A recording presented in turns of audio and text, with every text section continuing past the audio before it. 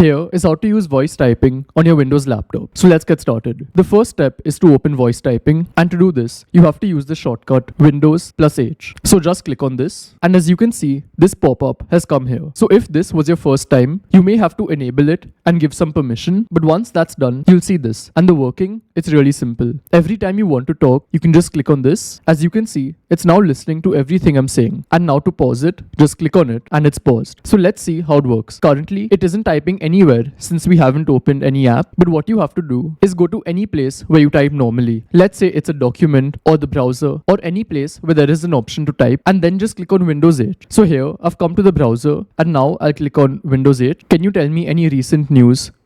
As you can see, what I said has come here. And if I want to type more, again, I can just click on this. Hello, hello, hello, hello. And it's come here. So this is how it works. And there are some settings that you should know. So if you click on the settings icon, over here, they have an option for automatic punctuation. So this is good if you're using voice typing in a document. After that, two other options which are important is wait time before acting. So this is basically the delay after you click on Windows 8. I normally leave it at medium, and then the default microphone. So if you want to change the default microphone, you can do that from here. So this is essentially how it works, and I'll see you in the next one. Goodbye.